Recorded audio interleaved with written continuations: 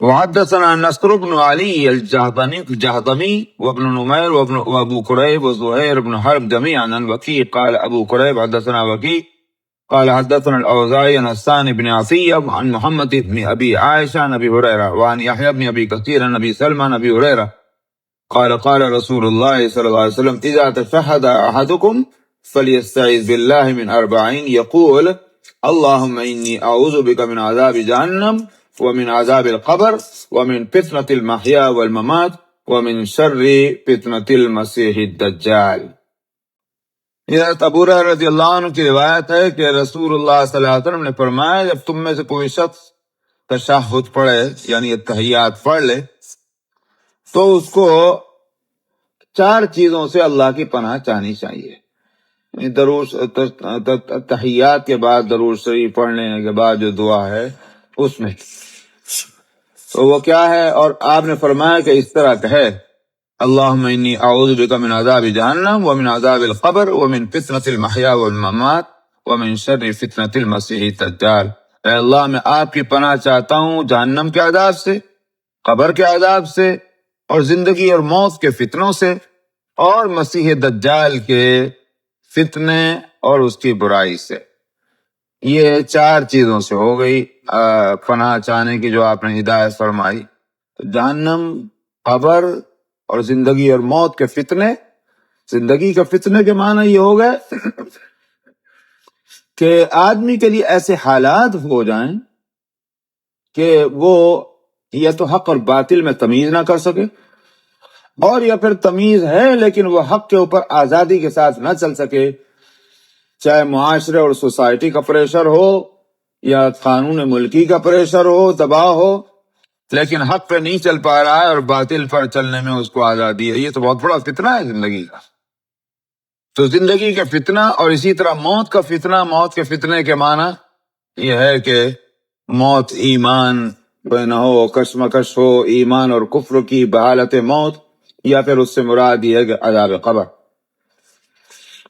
اور مسیح دجال، اس کو دجال کو مسیح اس لیے کہتے ہیں کہ وہ بھی 2 وجہ سے۔ ایک تو یہ کہ دنیا بھر میں چکر لگا لے گا، اس بات سے بھی ساری زمین کو چھو لے گا، اور ایک اس لحاظ سے بھی کہ وہ بعض لوگوں کو اپنے چھونے سے حیرت انگیز طریقے پر ان میں اثرات پہنچائے گا۔ اس لیے بھی مسیح کہتے ہیں، جیسے حضرت عیسیٰ علیہ السلام کو مسیح کہا گیا کیونکہ انہوں نے لا علاج مریضوں کو ہاتھ لگایا، چھوا تو وہ صحیح ہو گیا، ان کو بھی مسیح کہا گیا۔ وحدثني ابو بکر بن اسحاق قال اخبرنا ابو اليمان قال اخبرنا شعيب عن الزهري قال اخبرني عروة بن الزبير ان عائشة زوج النبي صلى الله عليه وسلم اخبرته ان النبي صلى الله عليه وسلم كان يدعو في الصلاة اللهم اني اعوذ بك من عذاب القبر واعوذ بك من فتنة المسيح الدجال واعوذ بك من فتنة المحيا والممات اللهم اني اعوذ بك من المأثم والمغرم۔ قالت فقال له قائل ما اكثر ما تستعيذ من المغرب يا رسول الله؟ فقال ان الرجل اذا غرم حدث فكذب ووعد فاخلف۔ حضرت عائشہ رضی اللہ عنہا نے عروہ ابن زبیر کو خبر دی، بتلایا کہ نبی کریم صلی اللہ علیہ وسلم نماز میں دعا مانگا کرتے تھے اس طرح اللہم انی اعوذ بک من عذاب القبر واعوذ بک من فتنة المسیح الدجال واعوذ بک من فتنة المحیا والممات اللہم انی اعوذ بک من المأثم والمغرب۔ آپ دعا جو مانگتے تھے اس میں یہ تھا کہ اے اللہ میں آپ کی پناہ چاہتا ہوں قبر کے عذاب سے، اور آپ کی پناہ چاہتا ہوں مسیح دجال کے فتنے سے، اور آپ کی پناہ چاہتا ہوں زندگی اور موت کے فتنوں سے۔ اے اللہ میں آپ کی پناہ چاہتا ہوں گناہوں سے اور قرضوں کے بوجھ سے۔ یہ بھی آپ دعا مانگتے تھے، مغرم۔ تو عائشہ کہتی ہیں کہ کہنے والے نے، کسی نے آپ سے کہا کہ آپ جو ہیں یہ یا رسول اللہ قرضوں کے بوجھ سے بہت زیادہ پناہ چاہتے ہیں، ایسا کیوں؟ قرضہ تو لوگ لے ہی لیتے ہیں، قرضوں کا بوجھ کس پہ نہیں ہوتا؟ یہ کون سی ایسی بڑی چیز ہے؟ مطلب یہ کہ آپ اس سے کیوں اتنی پناہ چاہتے ہیں؟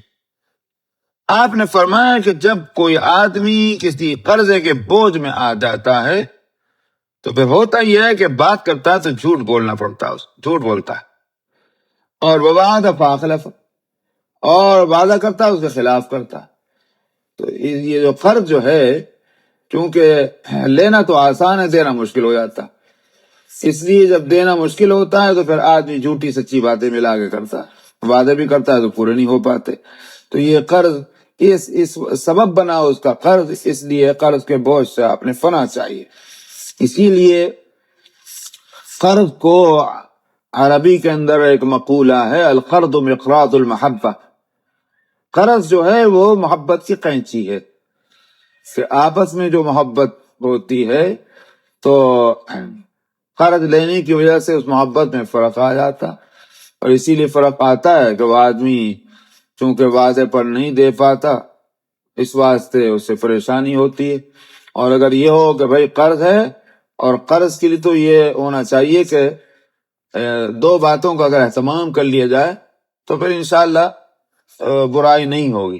اور تجربے میں بھی یہ باتیں ہیں، قرآن شریف کی تعلیم سے بھی۔ ایک تو یہ کہ لکھا پڑھی ہو جانی چاہیے، کیونکہ بغیر لکھا پڑھی کے جو ہے وہ قرضے کا معاملہ، انسان چاہے کتنا بھی اچھی نیت کا ہو لیکن بھول چوک تو لگی ہوتی ہے، مقدار بھول جائے، وقت اور ٹائم بھول جائے کہ کب ادا کرنا ہے تو رہ گئے۔ تو لکھ لینا اچھا ہوتا ہے۔ بظاہر تو لکھتے وقت میں ایک دوسرے سے تکلف کرتے میں کیا ضرورت ہے لکھنی پڑے گی، تو دینے والا بھی ذرا سا برا سمجھتا ہے کہ بھئی دیکھو یہ لکھنے بیٹھے ہیں، اور اگر دینے والا کہے گا ذرا سا لکھ دیجئے، اس پہ دستخط کر دیجئے، کہنے کو ہمارے اوپر اعتبار ہی نہیں۔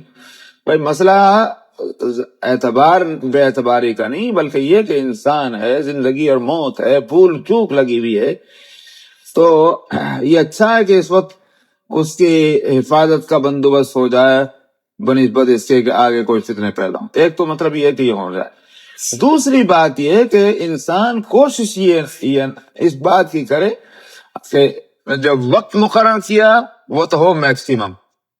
مثال کے طور پر یہ ہے کہ بھائی میں 4 مہینے میں ادا کر دوں گا، لیکن بات کرے 6 مہینے کی کہ بھائی 6 مہینے میں ادا کروں گا، تاکہ کوئی عذر اگر پیش آ جائے، مجبوری پیش آ جائے تو جھوٹا تو نہ بننا پڑے۔ اور جو وقت دے دیا گیا ہے اس وقت سے پہلے ادا کرنے کی کوشش کر لیں۔ اپنے ذہن میں رکھے کہ بھائی 6 مہینے تو میں نے زیادہ سے زیادہ وقت رکھا ہے، اس لیے نہیں کہ مجھے 6 مہینے میں ادا کرنا ہے، بلکہ یہ کہ مجھے اگر کل کو بھی آ گیا کل کو دے دوں گا۔ تو یہ اگر صورت ہو جائے تو پھر یہ بہت اچھا، مگر عام طور پر چونکہ ہوتا نہیں، اس واسطے اس کے نقصانات بہت ہیں۔ تو اس میں جو ہے یہ دعائیں آپ نے پناہ چاہی ہیں ان برائیوں، اس کے معنی یہ نہیں ہے کہ کوئی اور دعا نہیں ہو سکتی۔ اسی لیے فقہا تو یہ بات کہتے ہیں کہ بھئی جو جس دعا میں بھی آخرت کی بھلائی ہو اور دنیا کی بھی عام بھلائی ہو، کوئی حرج نہیں اس میں، تو وہ دعا تو نمازوں کے اندر مانگی جا سکتی ہے، لیکن خالص دنیا کی ضرورت کے واسطے نماز میں دعا نہ مانگی جائے، کیونکہ وہ ایک عبادت ہے۔ اس لیے جو دعا مشہور ہے، اللہم انی ظلمت نفسی ظلما کثیرا، کوئی حرج نہیں، وہ بھی دعا پڑھی جا سکتی ہے، بہرحال حدیثوں میں وہ بھی آئی ہوئی۔